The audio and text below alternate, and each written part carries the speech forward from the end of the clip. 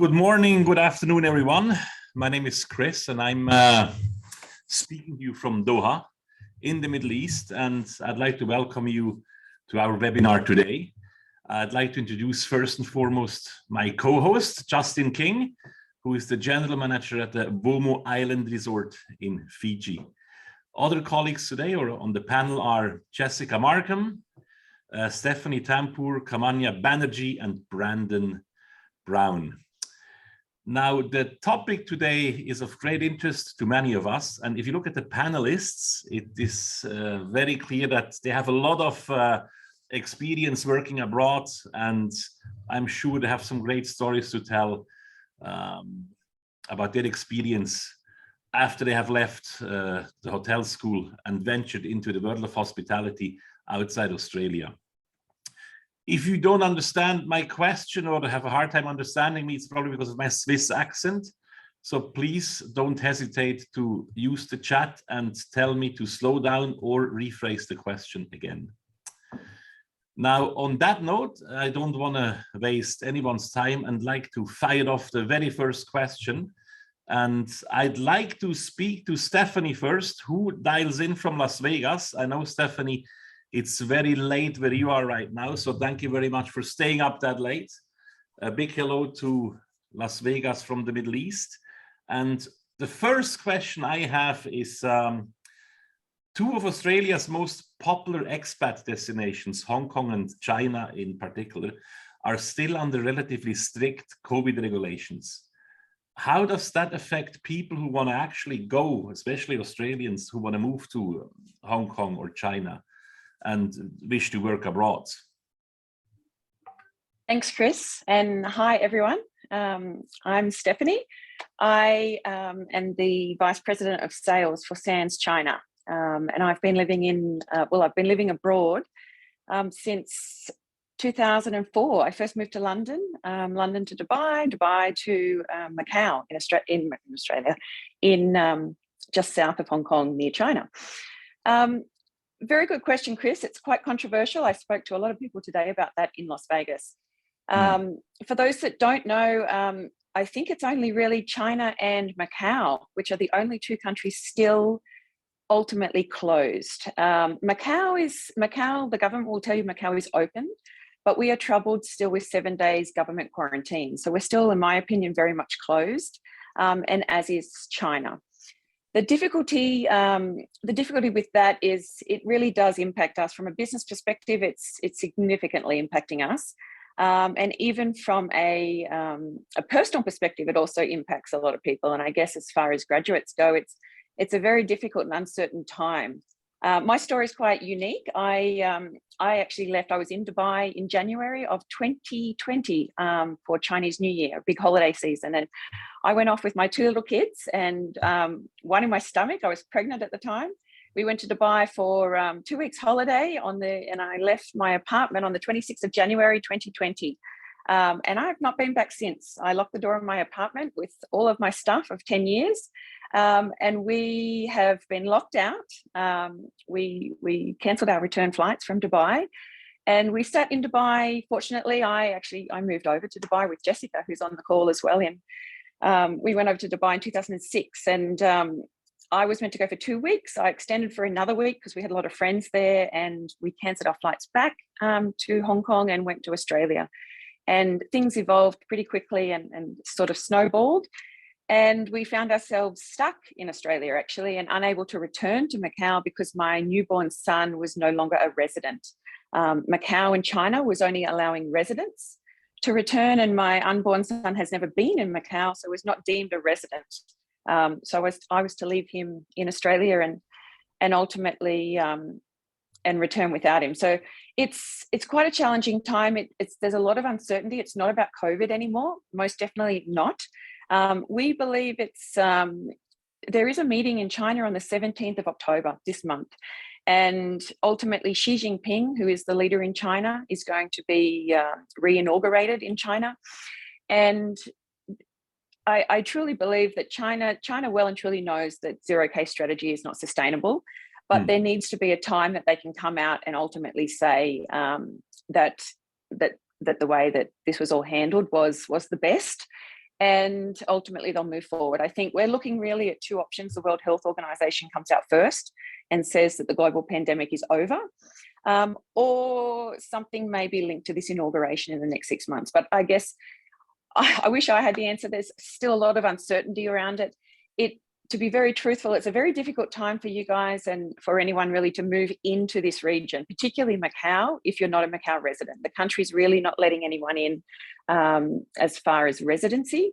Hong Kong, though, we're most excited that Hong Kong actually is opening this month.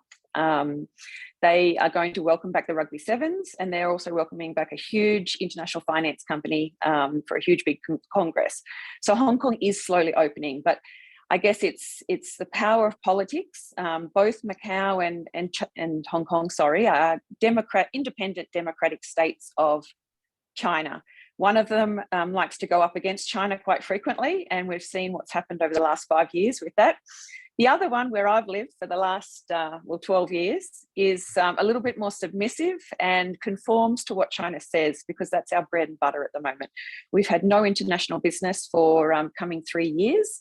And we've just had to rely on China. So we can't, it's been very interesting, and particularly living there, seeing how all of this plays out. It's been an amazing experience. And I guess I've been able to see, as an expat living abroad for over 15 years, to come back to Australia and sort of sit in Australia for 3 years as a sort of half returned expat, and sort of watch all of that play out. So it's interesting times. I don't have the answers, but I think there's a lot of, we're hopeful that obviously in the next 6 months, I think we're nearly there. We're through the worst of it, let's say. Just a quick follow-up question to what you said. Yeah. Do you know of many expats that are in a similar situation like you, that are stuck outside Macau, that cannot return? Or is that really an exceptional case? I get relatively exceptional. I think there was about 10 to 15 people that I know at the worst of COVID. A lot of people, I guess COVID ended a lot of expat careers. I know a lot of my friends that have been expats, which I'm sure a lot of people on this call, we're all are expats, and also speaking to a lot of the the attendees and grads that, you guys, I'm sure there's a lot of people from overseas as well that have seen people return to Australia. I think there's been a lot of, COVID was a very troubling time with a lot of sicknesses, obviously, and a lot of people couldn't see their family for so long. I've still got friends that are Aussies that are in Macau that have got elderly parents and family that haven't seen their family for 3 years. The visa, I'm a resident of Macau because I've been there for over 10 years, but there is a visa, like a green card in the US. And if you're just on a tourist visa, like a lot of us probably have been at some point, during COVID and actually till now, you were allowed to stay in Macau. But if you left Macau, you're not allowed to re-enter.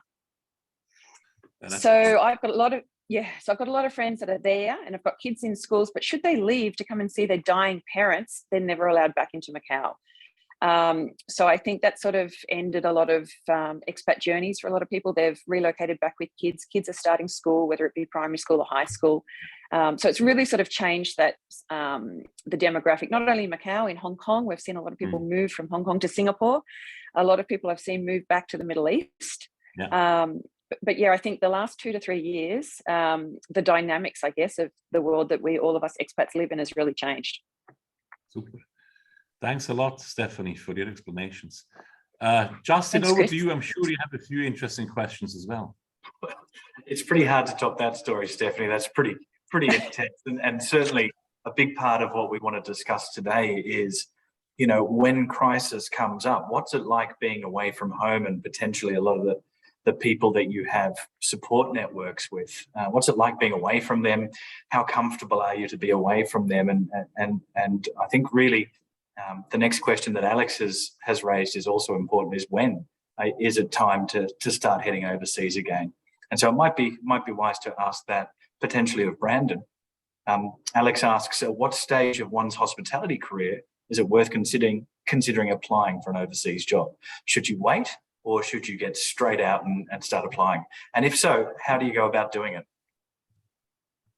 Yeah, this is a good question. Hello, everyone. Hopefully you can hear me. I'm currently doing a pre-opening and they're testing the fire alarm quite a lot. So this is the reality of the hospitality industry.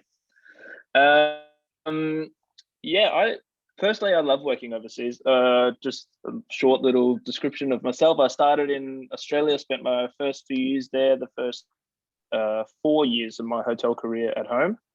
Since then, I moved to the US. I spent 12 months in the US for an internship as part of university. Post-graduation, I moved to Sydney, then to London. I spent 2 years in London. From there, I moved to Singapore, spent about 8 or 9 months there, and now I'm here in Dubai. So moving is a common theme for me. Yeah, I think the time is always right to move overseas. The experience is so good; it's invaluable. I think your home experience is great if you can work in hotels where you are from, but then to get out of your comfort zone a little bit, definitely recommend it. I think it's always a great time. Even during COVID, during now, I have moved 3 times since COVID began, and it's possible as long as you can get the visa, which I'm sure we'll talk about at some stage is the most tricky part. Brandon, just to jump in there, and forgive me, I think you cut off for a second, but how did you go about ending up in London? Did you apply for a job, or did you just turn up in London? Yeah, so I applied for a job first before I moved, which is I've done the same all throughout my career so far. I have applied for the job first, interviewed, and from wherever I happen to be, but interviewed for the next country, and then I get the visa and move over at that point. So I always get the job first. And it's a little bit tricky to convince an employer that they should hire you when you don't have yet the visa and you're in another country, but with a bit of convincing, you can do it. And what do you think is more important, the job, the title, or the location? What do you look for in your next move?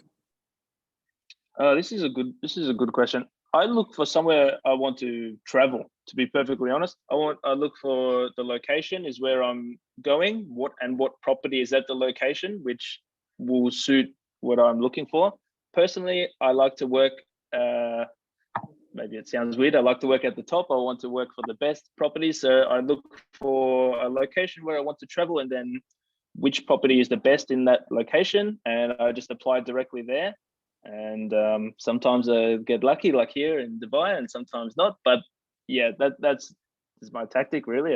I just go first destination, then property, and then position. My position is the same. I'm concierge. I have been concierge now at every the last sort of 4 or 5 properties I've worked at, and it's just what I enjoy doing. So the position sort of comes at the end, personally, for me. And Jessica, you seem to have, and we'll allow you to talk to yourself soon, but you've been in one geographic location for a long time. How have you maybe differed from Brandon?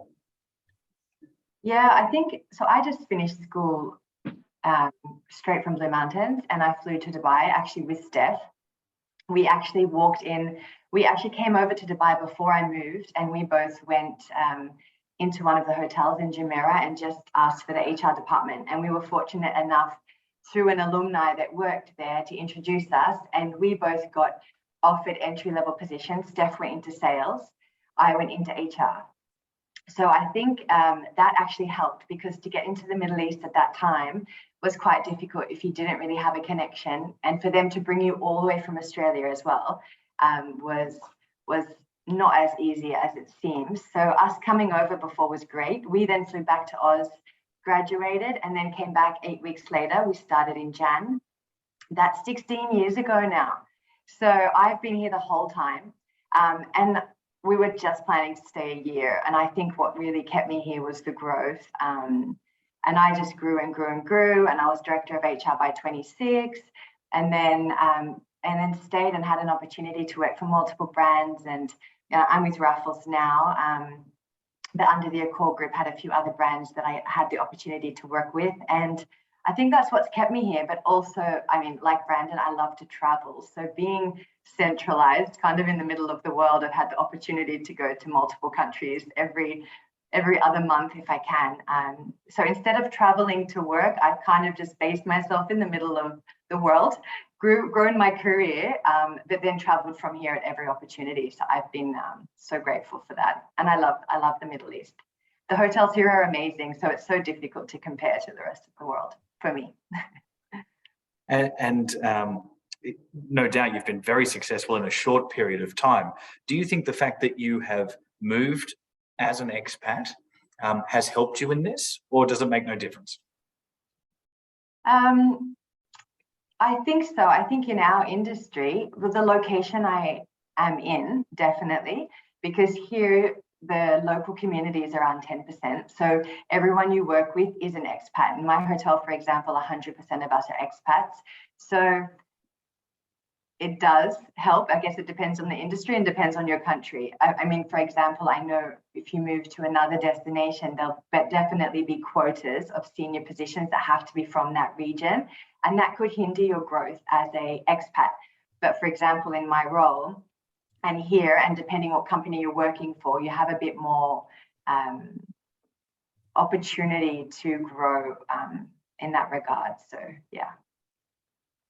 Thank you, Stephanie. Kamania, good afternoon. It's still good morning. No, it's afternoon almost in India, right? Almost getting there. It is Can almost. I just 10 ask minutes. how many time zones are we across on this phone call? I think, is everyone coming from a different time zone? I think we've got a couple of overlaps on the Middle East, but that's it. Yeah, no, even the Middle East, Stephanie is in a different time zone than me. Doha's always slightly behind in many ways to Dubai. Yeah, but Las Vegas certainly is probably the furthest away, and you in Fiji, no? Kamania, good afternoon, good morning. Now, I have one question that is of interest to a lot of people today on the call. Forget about Asia and the Middle East for a moment. Where do you think the next big expat destination will be and why? Sure. Hopefully everyone can hear me. So perfect. So I'm Kamania, and currently I'm based in Washington, D.C., but I am visiting my parents in India.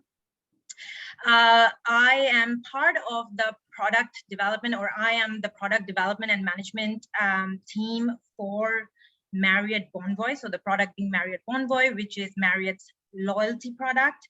And I've transitioned from hotel operations to more on the corporate side. And I've had the privilege, I mean, this subject is very near and dear to me because I've had the privilege to work in, live and work in 8-9 countries over different continents. Just to give some background, I was born in India. My parents still live here. I left home at 17.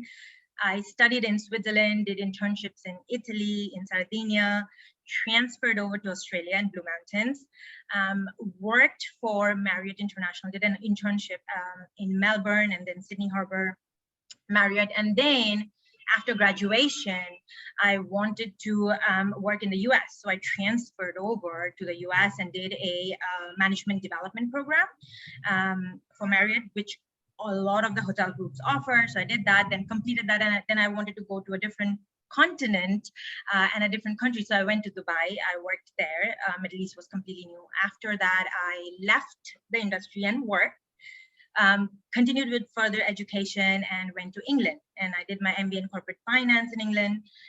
Thereafter, I went to Cayman Islands and I went back to hospitality and I went back to Marriott. So I went to Cayman Islands, then Los Angeles, New Orleans, and then I moved over to the Marriott headquarters.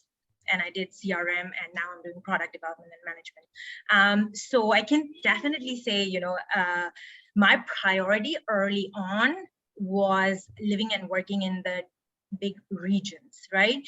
And that was very clear to me. I was happy to take lateral moves, even like if salaries, you know, I was happy with taking scaling down on salaries, if that provided me the exposure to different cultures and continents, and that I was very clear on for my 20s. In terms of the question, Chris, the next big, and again, speaking personally, more so for our company, I would say, you know, looking at statistics, Caribbean other than the Middle East and Asia, is a region we are growing a lot. There's a ton of all-inclusives coming up that might be of interest. Again, I want to speak more from the bigger hotel chains because that's where I have majority of my experience. They will assist you. If you are going to Caribbean or the Middle East, they'll assist you with visas, etc. So I would say that's probably the next big destination. And if you rule out Asia, which is kind of one of the biggest hiring destinations, I would say kind of focus on Caribbean. Latin America, we will grow, but it's not in the next couple of years. The pipeline is much more in the next 5 to 10 years, a lot of openings. But one of the biggest roadblocks in South America would be the language. You have to speak Spanish. That's mandatory. Whereas if you go to Caribbean, look at the kind of, gas, it's international, English is fine. Similar to, Dubai, you don't have to speak Arabic to necessarily work there. But South America is harder to penetrate if you don't know the language. Europe, in my experience, speaking from my experience, it's just very, very difficult to get into the European market. There is a ton of hospitality graduates. They prefer European citizens with the Eurozone. It's just become a lot more difficult to get into Europe. If you do speak other languages, European languages, if you do have a niche, right? If you're specialized, if you're part of an association and you can bring that talent, there is opportunity. But for me, it was a harder place to penetrate, and we do have some growth, at least from our company in Europe, but it's much less. The presence of chain hotels in Europe is much lesser. You have independent hotels that tend to hire locally. Yeah, absolutely, I agree, absolutely. One follow-up question, but maybe to the panel at large, not just Kamania. I hear a lot Africa being mentioned as well, but this is maybe because of the proximity, me being in the Middle East. Any thoughts on Africa from anyone? No? I was going to say Africa or islands, but I think they're going to become destinations for tourism because people are more prone to now go to remote destinations. So you're probably going to have a lot of opportunities, maybe with smaller chains in those destinations, because tourism will naturally pick up there post-COVID. People are not as keen to go to maybe New York City or London, etc. So I have a feeling that those areas will pick up, and that will create obviously opportunities for hoteliers and us to move into. But definitely Africa's been on our minds. Yeah, I think so too, because it's a massive continent with a lot of big cities, and I think a lot of opportunities, a lot of investment will go into Africa from what I see from here. Good, thank you. Justin, back to you. Appreciate that, Chris. A couple of questions coming in from those watching. One in particular that is particularly interesting, and maybe I'll leave this open to whoever feels most inclined to answer. But culture aside, was there a big change in the expectations of work ethic when you moved to certain locations? And if so, if you have a little bit of time to explain what those changes of expectations were.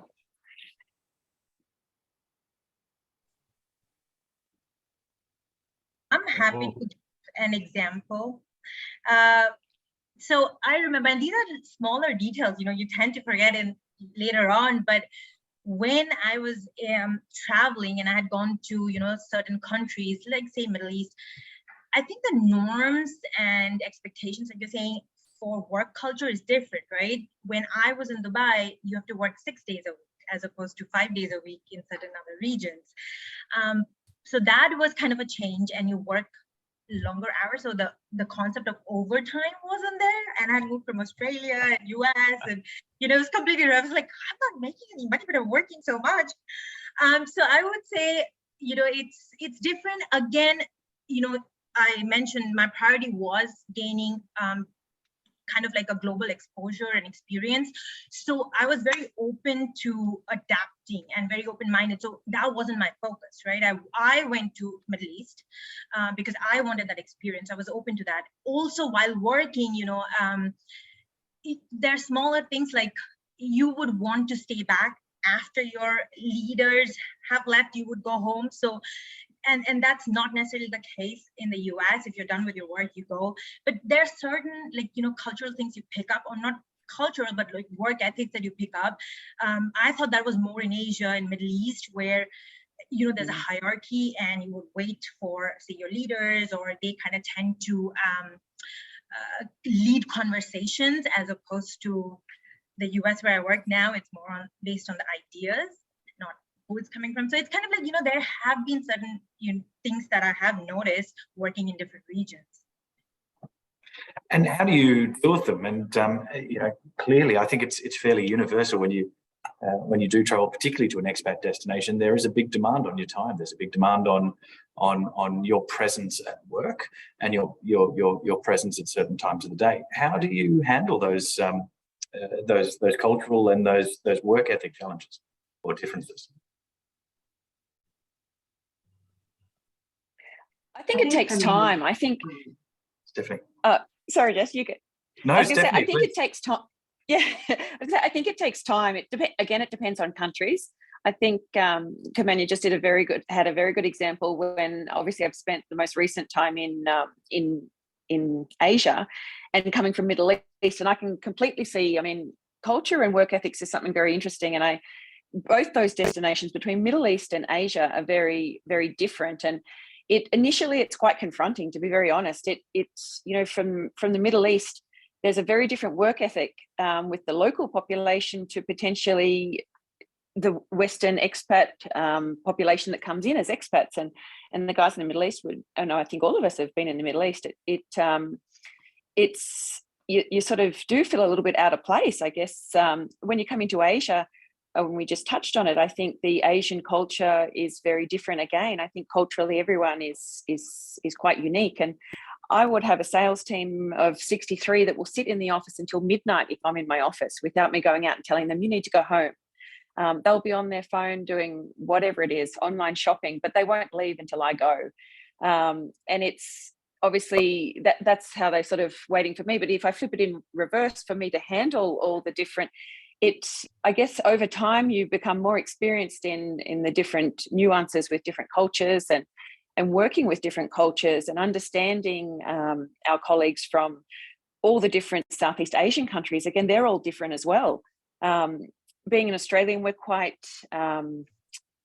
frank, we're quite open, we're quite, you know, we sort of say it how it is sometimes, and some of that's personality, but I think culturally we're a little more outspoken, you could say, than some of the Asian cultures and some of their business ethics. So it does take time to sort of get used to. It can be quite difficult as a new expat, understanding all of that and being able to sort of operate in a manner that's even acceptable. So I think most of my understanding, I think, has come through time and experience, and I guess you sort of manage it with the knowledge that you gain in the length of service. So I think obviously if I was to jump up and move to Saudi, I think I'd be, you know, like a new expat in a new environment, trying to work out you know, different ways of doing things. But I think it's not impossible. I think, you know, as an expat, you've got a general desire to go somewhere and learn a new culture and understand their ethics and the way that things are being done. So we generally have a bit of an understanding that it's a bit of a give and take. That's really interesting answers, Stephanie. And just as a quick follow-up, maybe for Jessica, considering your specialty, but is it something that people should be looking at before going abroad, before choosing which country to move to, as to what might best suit them, what might best suit their personalities and their work requirements? 100%. I mean, I was in the unique situation. I haven't worked anywhere else globally, so I didn't know any better. So I kind of stepped into the environment here, and that's all I know, that you should be available online all the time. You work 60+ hours a week, 6-day weeks, 1 day off, maybe 5 if you're lucky. Even when you're on vacation, you get called.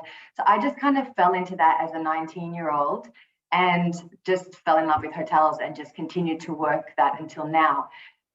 But if you have experience working somewhere else, like Australia or somewhere else, and it's very different, then I would definitely recommend looking into that, because I do have a lot of people that come, fresh graduates ready to go, and they just can't take it. And a lot of our environment here as well is you will come as a graduate, for example, and we will provide accommodation, but that might be shared, for example. And everything is included, which is great coming to a country like the UAE, but that comes with a lot of perseverance and resilience, and you might be used to a certain way of life prior.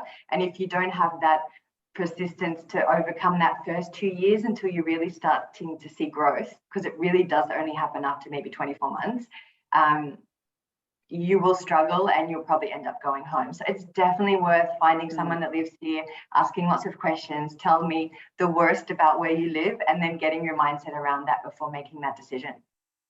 Very good point. Yeah. Really good point. Just one final follow-up. So do you believe that you got lucky with Dubai, or do you believe you're a product of Dubai? Did it shape you and make you who you are now, or did you get lucky and just find something that fit perfectly for you? So I definitely think it shaped me. I think I'm naturally a hard worker. Like I loved, you know, I did my internships in the UK, one in the UK, one in Australia, in Queensland. And I think that I just had a strong work ethics, right? And that just did me, I just had favor after favor in terms of job roles. I don't think it's good luck. I really just think it's hard work and it's commitment. And you really just have to push through those tough times because it's not easy every day. You have to build a nice community around you, make some friends, and they're there for you. I mean, I moved over with Steph. So my first year, which was essentially is the toughest year, I had a friend who had a common background, which really helped. And then once you establish yourself, you build your own people. And I just think success followed. I wouldn't say it's luck. Great answer. Thank you. I have, my next question is actually to all four of you. And since all of you have to answer, if you could keep your response relatively to the point. With the recession on the horizon in many places of the world, and some places there is already a recession in 2023. Do you think it's safer to shelter in place right now, stay either in Australia or your home country, look for a job there? Or would you think it's still worth taking the risk and go out there? Maybe we start with Brandon. No, I think you're muted, Brandon. I think you're muted. Sorry, apologies. Yes, I think it's definitely worth taking the risk for sure. In hospitality, experience is invaluable, and especially you should take advice whilst you can. Recession, possibly. Sorry, I'm not that in tune with that, but yeah, I just any opportunity that comes up, please take it, go for it. I can't recommend enough working overseas. I think it's. I guess it's also a question in what stage of the career you are, right? If you're at the beginning, you're probably more willing to take risks than once if you have a family and kids and whatever. I think so. This is correct. Also, yes, I agree. Yeah. Stephanie, what do you think? Sorry, I was just unmuting that. Yes, it's a little bit yes and no. I'm in the US and everyone is screaming for people. The industry is coming back, and everyone today has got so many vacancies to fill, and they're so short in supply. But there's a looming recession, and everyone's worried about that.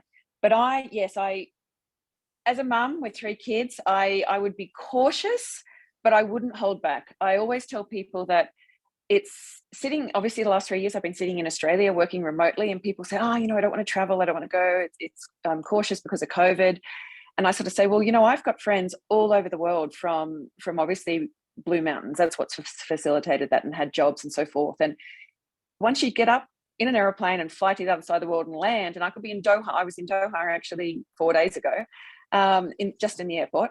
And I know I was only in the airport, Chris, and there's people that live there like Chris every day. So it's hard to, when you're sitting in Australia and you're thinking, I don't want to go to Europe because they're potentially going into recession. Or one of my cousins in the middle of COVID just jumped on a plane. He's an engineer, didn't have a job, flew into Frankfurt. He's now working in Germany and got an amazing job. And I see his Facebook traveling around, loves to travel. He's very central.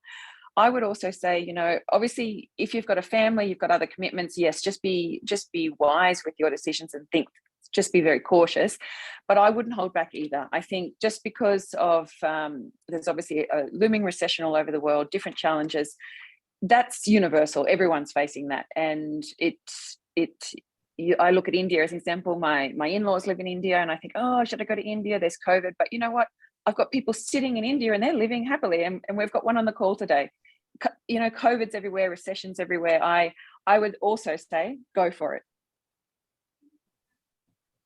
Maria? I would agree with Stephanie on a couple of points. One is, yes, we are frantically hiring in the US, but the harder part is it's just come out of COVID. There were a lot of positions that were closed down and people were let go. But now, you know, suddenly it wasn't a gradual, suddenly, you know, bookings rose by 600%. You know, it's not staffed in the industry, so hiring. And now we're talking about a recession again. So it's been very hard to kind of manage this, you know, a peak and trough from a hiring perspective. So a lot of the jobs now are being looked at more from a contract perspective. Can be contracted out rather than a full-time. This is where I feel, you know, as a hospitality graduate, if you're open to internships, there's J1s, if you're talking about US, there are organizations that help. You could look into that and leverage that. I think from a full-time job perspective, if you are open to take that risk that you may not have a job if recession hits, go for it. But if you have a lot more on the line, you know, commitments, whether it's family, financial, you might be a little bit more risk averse. So, you know your situation best. And if you're open for it, if you're happy to take that jump, go for it. Yeah, I guess so. Jessica? Yeah, I would also say go for it. I think now, number one, there's a lot of opportunities out there. People are desperate for staff. So if you are ready to move, make your move. And I also think that our industry is always going to have something that affects it globally. We are in hospitality, travel, tourism. So I think that there's no time like the present. You should go for it. Absolutely. Wow, we're almost unanimous on that one. But yeah, the next question, we all went through it, right? Sooner or later. That's the thing. no time like the present for passionate people. But the next question may put a splinter in that and cause some angst amongst the team. Alex asks, which department is best if you're wishing to go overseas, or which specialty is best if you're wishing to go overseas? Good question. Now, at this stage, I'll ask our IT help to mute everyone, and I'll tell Alex that ops is the sexy one. If you want a good time, go into operations, and now I'll hand over to everyone else. Who wants to jump on that? I'll jump first. Trust sales to go first, yeah? Exactly. As a salesperson, I will always tell you sales is best. What I love about sales is that sales allows me to travel the world. I've obviously worked my way up in sales. Jess mentioned I started my career after I graduated in sales in Dubai.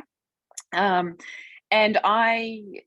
today I was in Las Vegas attending the world's largest meetings and incentives trade show, and meeting people from all over the world. Last week I was in Doha, and I will be traveling in December to Cannes. We're in the middle of COVID. COVID's everywhere, but sales gives me the opportunity to travel around, and that's part of my job. So yeah, obviously there's heaps of departments but I'll let the other guys jump in. But of course, you ask a salesperson which is the best department, I'll always tell you sales. Well, yeah, I mean, HR is the best department, but operations is so much fun. I would say definitely, if you have a passion for rooms or F&B, you go for it, especially when you're traveling overseas. Like, the people you meet is insane. You will meet and have a network with so many people globally if you're in operations and not stuck in heart of house. The opportunity is endless. I would definitely go for ops. If you have the passion and the drive to do ops, like Brandon, you meet so many cool people. Go for it, 100% ops. Couldn't agree anymore. Ops is definitely where it's at. Every other department, not so great. Operations, you, as you say, you meet so many people. The only limitation with operations is if you want to move overseas, you have to be, generally speaking, at a certain level to get visas, which is quite a tricky thing. If you're just line operations, then the visas you can get to work overseas are a little bit limited. So that's the only struggle. But generally speaking, yes, operations I highly recommend. Come and join us in Dubai. We need people. I have to agree with all of you. Again, my background is operations. And I think as a hotelier, you know, the dream job is a general manager. I mean, that's what every hotelier, I think, or all my friends aspired for. So I think operations, in terms of how easy it is, I think operations by and large for a hospitality company would have more positions open where they would hire from. You know, where they would hire expats, a lot of F&B, culinary, if you have expertise, we always like, you know, I always see positions posted for culinary, for chefs, different cuisines, you know, in the global chains. So I would say operations, and you have to have a grasp of operations. Like that's at least in my view, to understand the industry before you branch out. Like if you don't know the product, and you know, that's kind of like the crux of hospitality. Sorry, Stephanie. Sales is important too. I did a year and a half in London in operations, so I'll admit operations is not too bad, but I still like sales. You'll sneak in on that one. We didn't drive as much of a bridge between us as possible, but I think it was Jessica that mentioned the relationships, the network that you can meet in ops and the unique situation there. So it's an interesting point that we haven't touched on. How important is your personal attributes, you know, your ability to make friends, your network, the importance that you place on your own network and safety net. How important is that, Jessica, in making a decision whether to go overseas and where to go overseas? Yeah, I think that can really make or break you, to be honest. You need to really, number one, the network and the relationships. It can bring great opportunities. So if you have that character and you can build those relationships, then amazing. And I mean, Steph and I were fortunate enough to actually land in Dubai because an alumni was working in a hotel, and through that network, you know, we got our job, and then through other networks, we met people, and then we had the opportunity to grow. And I think it really helps. And it's also down to personality and you fostering those relationships and making effort to connect, as hard as it can be sometimes. But I think it really can make or break you and your career, especially if you're by yourself and you are living overseas. Yeah. Yeah, just one thing, if you allow me to jump in here, because I'm also just assisting or just opening a hotel here in the Middle East, and I meet every week a new batch of team members who join us. And I always make it a point to those who are outside those who are outside their home country for the first time, to build a social network and build circles of friendship, because you're away from home for the first time. And there will be tough times once the novelty of being in a new destination wears off. You need someone to talk to. You need someone you can confide in, right? It is probably a bit easier now than it was in the 15, 16 years ago when you left, because in those days we had no FaceTime or WhatsApp calls and so on. But I think, as you said, Jessica, this will make or break you. Absolutely, especially the first 2 years. Absolutely, yeah. Justin, do you mind if I ask another question? My last one. So, what qualities do you think make Australian expats attractive to foreign companies? Or could be Australian educated. It doesn't have to be Australian expats necessarily. Anyone? Australian expats or people from Australia have, particularly in my part of the world. Oh yeah, in my part of the world at least, have a very good reputation for a strong work ethic. So I know we've hired people from Blue Mountains. In Macau, there's a little bit of a small alumni group, and it's generally widely known that those that sort of hail from Australia have a strong work ethic, and they've got each other's backs. So I think it's quite a good reputation that all of you potentially are going to be taking with you when you go abroad.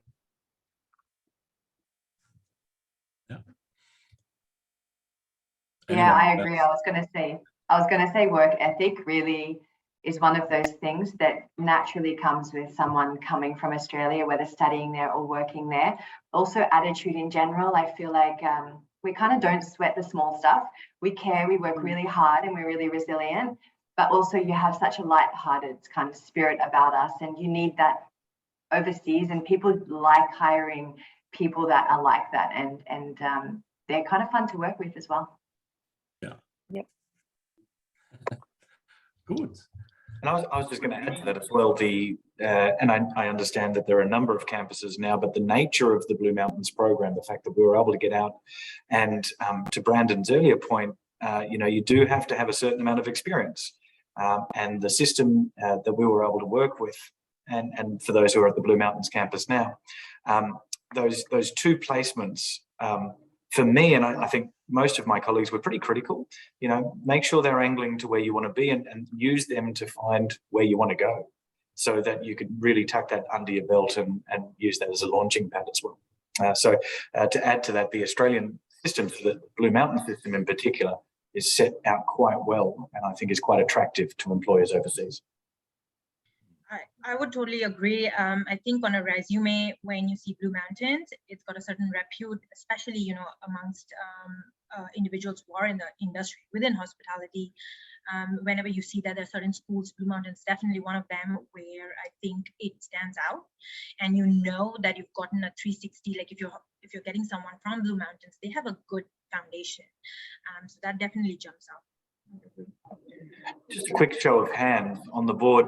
Has anyone had an opportunity come at them that they believe has been a result, or at least to some degree, because of the alumni group, because of the network that we have? Yep. I think that's been my experience with most of them, and Petra will be jumping up and down that we're mentioning it. But definitely be aware of people around you. Definitely take the time to speak to people and be interested. And certainly in my experience, the people who tend to be the noisy ones and want to talk to you tend to be the ones who get to the table. And so any connection that you have, don't be afraid to be the noisy one to get to the table, and even dial up a member of the alumni that you may not have even met before. Most are really happy to hear from you. Yeah. We're running dangerously close on time, but we do have a couple of questions from the group again that I wouldn't mind getting to, if you don't mind, Chris. This one always comes up, and it's the money question. How are we going to answer this? How do you compare salaries across different countries? And the person who's asking wants to make sure that the salary is appropriate for the job. So perhaps that's the more important part of the question. How do you make sure that you're getting something that's appropriate for the work that will be asked of you when you get to that location? Who would like to particularly answer that one? Maybe Brandon, would you like to have a first stab at that one? Sure. Well, salary is a tricky one, because going into a new job overseas, sorry, I have an alarm going off. Going to a new job overseas, you don't really know what the locals are getting paid, what people there are getting paid necessarily. Coming from Australia, I think we have it best, to be honest. Australia is paid the highest of any country I've been to. I actually have gone down in salary every country that I've moved to, which is just the nature of hospitality. I'm here for experience at the end of the day. To know that the salary you're getting paid matches your job description, yeah, this is a tough one. I think just have to sort of scope out a little bit, maybe interview with multiple places if you can, see that the salary offered is reasonably consistent. Us in operations, the salary doesn't differentiate that much between properties. So if you find common ground amongst multiple properties, then generally, personally, I assume that it's the regular salary. Overseas, as I say, the salary is probably not the best part of hospitality. It's more for experience and the location that you're working in. But do your research, really. It's the best point I can give, is just do as much research as you can. There's places out there you can search the average salary for your job description. They seem to be reasonably reliable, so that'd be my best advice. Negotiate. Don't just take the first salary. Negotiate. I don't think I've ever negotiated a salary in my life. I made that mistake. I made that mistake my entire career. And then the last job I got, I didn't want, but they wanted me, and I got a bit cocky, and they said yes. So negotiate. Telling you guys, negotiate. Be cocky. Yeah, absolutely. Know your worth. That's right. Not arrogant. Not that. Yeah, I mean, you have to be knowledgeable and demonstrate it. Don't be cocky, but negotiate. Because I also say people who don't negotiate their salaries will not negotiate on behalf of the business they're running, right? That's the other point. So you want them to be standing on their own 2 feet and go out there and negotiate on behalf of the business as well. Yeah, the only thing I'd point out there is that money's not everything in the expat world. There are places where you don't have to pay for a thing. There are places where your employer will not give you anything. So just be really clear about what is included in the contract. Do your budget and decide for yourself if you can live on it and it's somewhere that you really want to go to, then go and do it. And that's always been my MO. Maybe I should have negotiated a bit more. Does anyone else want to weigh in on that? Yeah, no, I think that's all good. Fantastic. A couple of other questions just to finish this off. One that I really like the idea of, do you worry about going home? Do you worry about being a stranger in your own country? And how do you know when it's time to move on from a country? Stephanie, do you want to lead us off with that one? Yes, I can speak till the cows come home, as they say in Australia. I think one of the biggest, I would probably say, if you look at the pros and cons of being an expat, one of the cons that a lot of people don't talk about is that when you're an expat, and when you're an expat for a very long time, there are some hard realities. You will find that a lot of relationships will change. You as an expat change a lot. You will come home and feel as if nothing has changed at home. Your friends, your family, you kind of, in some regards, or at least I have felt that things kind of have stayed a little bit stagnant, yet you have lived in this fast-paced world and lived in the Middle East or lived in the UK or in Asia and traveled around and similar to like what Jess said, you're traveling every other month. And I've just recently, last week, we were on a holiday and I went and met up with a graduate that was with me actually in first year, and our kids were playing together in Sweden. It's just crazy. Yet you come home and you can feel quite isolated, to be honest. I obviously haven't moved home. I've been home for 3 years and I'm working remotely, and I'm going to be going back to Asia when things open up. But you do feel a stranger in your own country. To be honest, I think when you come home, it will never be the same, but it's what you make of it. I think it's very important to have a good network of expat friends as well at home, because no one truly understands what it's like as an expat better than another expat that's moved back home. You can share all your overseas traveling stories all night over a glass of wine and have so much fun, but a friend from home that hasn't done as much travel or understands what it is like living as an expat will never have the same level of understanding as another fellow expat. And you'll still have fabulous friends, and it's not all negative, but it's just different. Relationships and the dynamic changes. Being an expat changes you. It changes you for the better. It opens up your eyes. You see things differently. And I guess, if you look at all the different countries, if you've got friends and family that do travel out but are living at home, they may not have seen some of the things that all of us on this call have seen. And it's just, I guess our horizons have been open, and it does take a little bit to get used to. And I guess from where I stand, I think coming home will never be the same. Thank you. Kamania, you've been you've travelled ever since graduation. Would you like to add anything there? Sure. I think, to be very honest, my biggest concern has been my parents. I'm the only child. And it was very hard because, once you're traveling, like I picked the US, and that's where I see myself, at least in the next, some time, whereas my parents are in India. So that was a very hard reality with aging parents, sitting down, what are they, how are they envisioning, the future? How can I make this work? And I've had to put in time and effort and expenses to travel back and forth, right?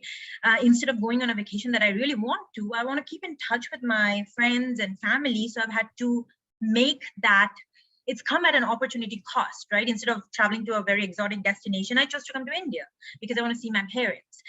So that's, you know, you have to prioritize. I think with social media now, I feel I'm in touch with friends a lot more than I was 20 years back. So when I come back, it's like, oh, I know their kids' faces, how old they are, like I see everything, but it's a time investment and you have to prioritize and make that call. So that for me was one of the biggest concerns. Thank you very much. Yeah, it's agreed there. You're a long way from home, and there are times in, I think, everyone's career where you really feel how far away from home you are. They're little moments, but yeah, they hurt when they do come up. So thank you for being open to share that. I think we're just about on time, folks, unless there's any other questions from the room. I think there's been some amazing questions come up today. There was something that that we all agreed to before this conversation, that if there is anyone out there either listening in after the fact or anyone who's listening in live, you've got 6 people really happy to talk through their experiences, and 6 people who are really happy to help where they can to be able to start any journey that individuals out there might be wanting to take. And so we'll make an effort to, through Petra, make ourselves available and pledge to help you where we can. I think if there's one thing we've learned in this webinar, it's that operations is sexier than any other department. And I think that's probably the key takeaway for me.